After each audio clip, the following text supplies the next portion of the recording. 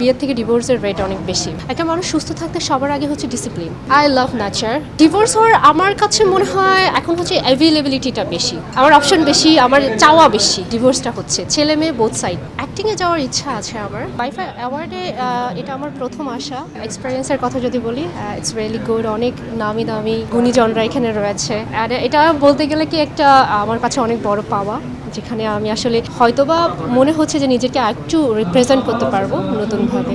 তো আমার এক্সাম চলছে, নিজের বিজনেস, কন্টেন্ট ক্রিয়েশন, এগুলো নিয়ে খুব বিজি থাকি। তো এই কারণে আর স্পেশালি ওরকম কোনো কিছু প্ল্যান এখনো করা হয়নি। তবে ফ্রি থাকলে অনেক সময় করে থাকি নতুন করে পহেলা ফাল্গুনের শাড়ি, গাঁদা ফুল দিয়ে নিজেকে সাজানো।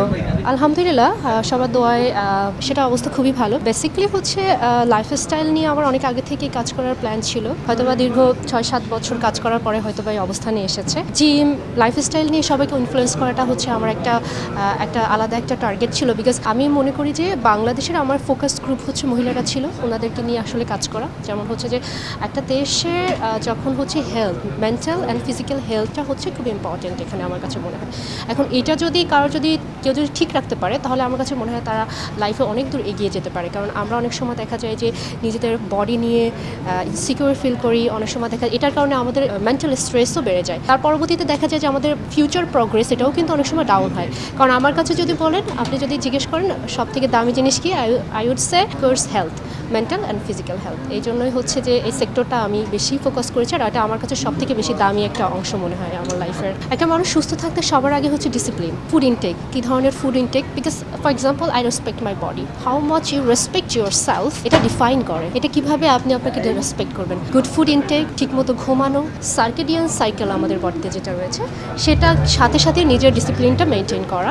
মেয়েরা হচ্ছে এখনও কিন্তু আমাদের শহরে হয়তো বা অনেক আপডেটেড হয়েছে, বাট আপনি যদি শহরের বাইরে যান, অনেকে মানে women's for meant for actually হচ্ছে কুকিং অ্যান্ড বাচ্চা কাচ্চা লালন পালন করা। এটা তো সেঞ্চুরি ধরে এটাই হচ্ছে মেয়েদের একটা মেইন যে রোল, সেটাই বলা হয়। শহরের বাইরে একটু দেখা যেত ডিফিকাল্ট। আপনি ডেইলি যদি পারেন তাহলে 30 থেকে 40 মিনিটস আপনি ওয়ার্কআউট করতে পারেন, কার্ডিও করতে পারেন। আর যদি একদমই না পারেন, যারা অনেক বেশি, সপ্তাহে 2 থেকে 3 বার এনাফ, আই গেস, এর থেকে বেশি লাগে না। I love nature. City and village আমি দুইটাই পছন্দ করি।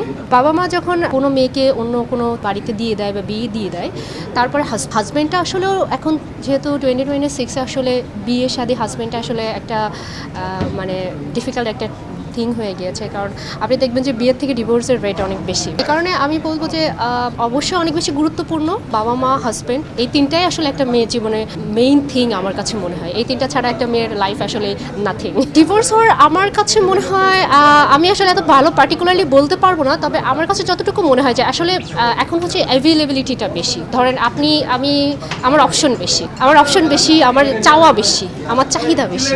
দ্যাটস এ ডিভোর্সটা হচ্ছে ছেলে মেয়ে বোথ সাইড। আমাদের নিজেদের এডুকেশনটা বিল্ড আপ করা, যে একটা মানুষের কিভাবে ডিল করতে হবে, এই জিনিসটা খুব ইম্পর্টেন্ট। এটার পরে হচ্ছে যে যাকে আপনি চয়েস করবেন সেটা খুব কেয়ারফুলি চয়েস করতে হবে। অ্যাক্টিংয়ে যাওয়ার ইচ্ছা আছে আমার। বাংলাদেশের বর্তমান প্রেক্ষিতে যেসব জিনিস ঘটছে, রিয়েল সিনারিও যেগুলো চলছে, ওটার উপর বেস করেই কাজগুলো করতে চাই আমি।